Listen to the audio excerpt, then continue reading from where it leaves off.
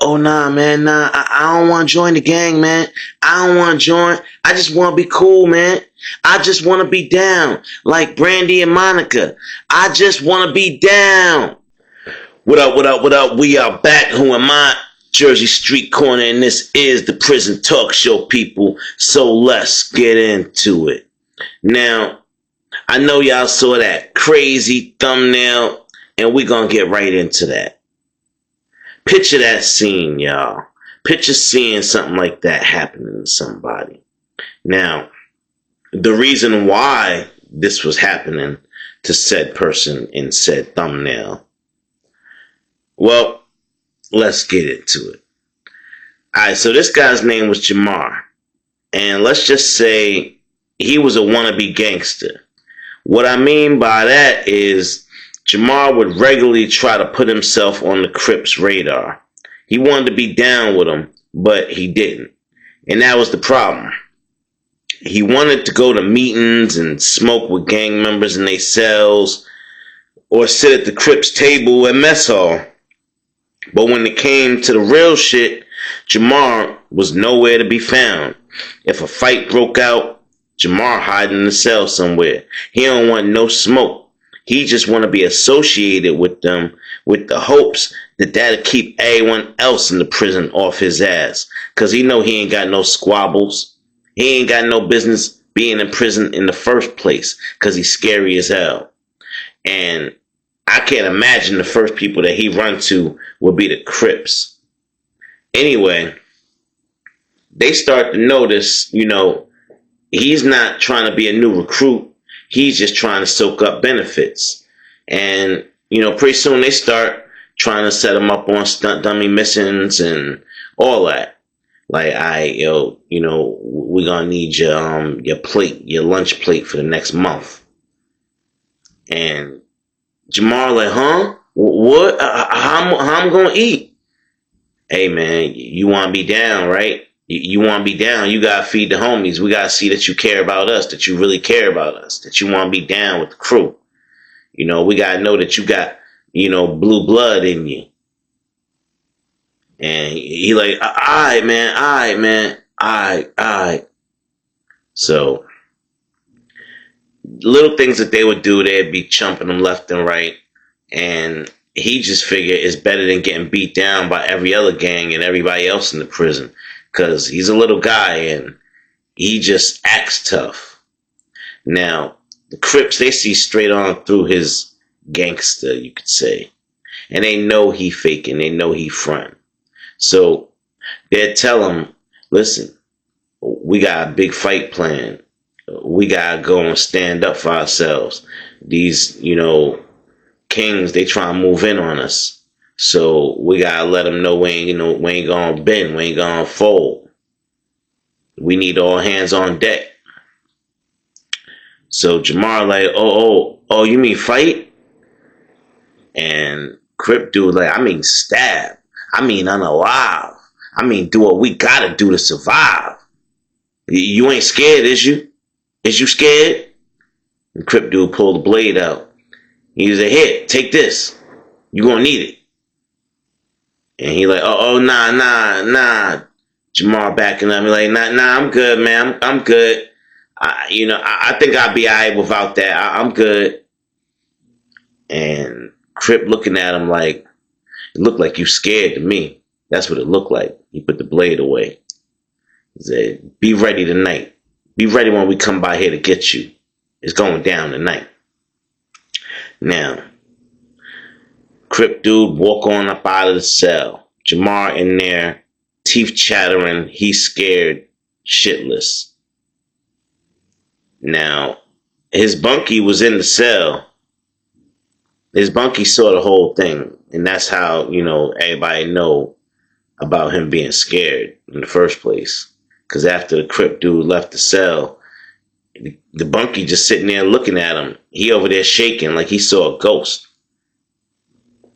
And the bunkie like, hey, man, hey, you all right, man? Hey, chill, man, chill. You better get ready. And the bunkie a Crip too. So he's strapping up. He putting his magazines around his waist and everything, getting his armor on. He like, hey man, you heard him, man. You better get ready, man. You better get ready and be ready to push that blade. Now, Jamar's still over there in the corner, shivering. He like, hey man, you scared? You scared, man? Oh man, this punk ass nigga up in this cell with me. You scared for real, ain't you? Now, Jamar has no idea when this big brawl is gonna go down, but it's time for mess hall. Jamar don't feel like getting up and going nowhere. He's still scared. He don't really even want to move. But if he don't get his ass up and go down and get that lunch tray to pass it off, he gonna be in trouble for that. So they just got Jamar stuck, y'all. It's a terrible situation. You pretty much moving on somebody else's word. When they say move, you move, or you get beat down, or worse. Now, the whole time they know, everybody, all the Crips, they already know Jamar's scared. And there is no big brawl gonna happen. But they still souping it up. They still trying to, scare him. He's at the table now. He can't leave the table either. Even though he passes his tray off, he still has to sit there. Because if he leaves, now it's like, disrespect. So he has to sit there and watch all of them eat and, talk about whatever they talk about. And they're passing around fake information about this big brawl that's about to happen. Yeah, man. I don't like what that nigga did, man. Yeah, man. He smacked my boy. Yo, I seen him. I seen him do it, and we're going to get him. That King nigga, yeah. Yeah. And now he's sitting there. Yeah, it's going down tonight. It's going down for sure. Before lockdown, it's going down. So Jamar already got it in his head. He gonna duck off before lockdown and go hide. He gonna try and go hide in the bathroom or in the cell or anywhere where somebody might not detect him. He gonna try and be anywhere but where the drama gonna be. And they know that. And they already got a plan for that. They plan to make sure they escort Jamar directly to the drama. The Crips gonna go and drag him out of his cell if they have to and make sure he reports. Because you want to be down, right? You want to be down. You want to come to a meeting? You want to sit at our table? You want to kick it with us in the cell and beat down and smoke? Oh, that don't come free, homeboy. If you ain't willing to squabble for the gang, if you ain't willing to give your life for this shit, homeboy, oh, nah, we can't have no perpetrators on the set. Now, it's about 8 p.m., about an hour, give or take, before last lockdown. I remember because I was watching Video Music Box, Ralph McDaniel's joint, and that's when they always played the new videos. So I always locked in around 8 p.m. I was always in my cell, chilling, watching a little TV. Now, I heard a bunch of commotion out in the pod, and when 10 or 11 people walking together talking, it's gonna be loud. Hear all these guys walking down the tier. So I get up off the bunk real quick and I poke my head out the cell and I look out and I see all the Crips. They mobbing. They got their colors on and it look like they about to go to war. So I'm like, what the hell going on here? So now I'm looking, and they go to the cell that Jamar stays in with his bunkie. And the bunkie had already told the Crips, I don't know where he at. He wasn't in the cell when I left. It's like he hiding or something. So they went to the cell to check. He wasn't there. Then they went to the bathroom, and they found him in the bathroom, y'all. Jamar was acting like he was getting ready to take a shower. And they're like, take a shower? We told you what was going on tonight. Ain't no time for that. You take a shower when it's done. If you still alive. And Jamar like, hey, listen, man, listen. I don't think I should be joining y'all on this tonight, man. I'm not ready. They like, oh, ain't no way to get ready but to get ready. You just got to do it. And he like, hey, listen, man, I think I'd be better off just staying back here at the pod. Y'all go handle y'all handle, and I catch up with y'all at the mess hall table or something, or we're beat down in the cells and smoke something together. I'll catch up with y'all a little later when y'all done. That's not for me. So they listening, they looking at him like, you playing in our face? You playing with the gang?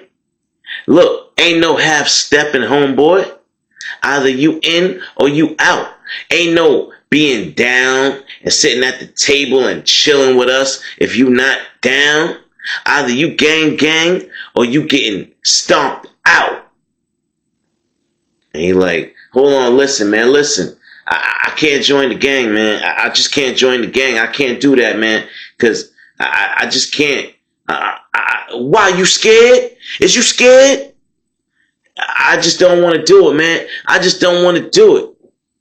And they got tired of hearing him complain and whine. One or two of them Crips in the backgrounds. One of them supposedly was like, hey man, grab him, man. Man, fuck all this talking, man. We doing all this talking for. Grab him out this bathroom, man. So they grabbed him.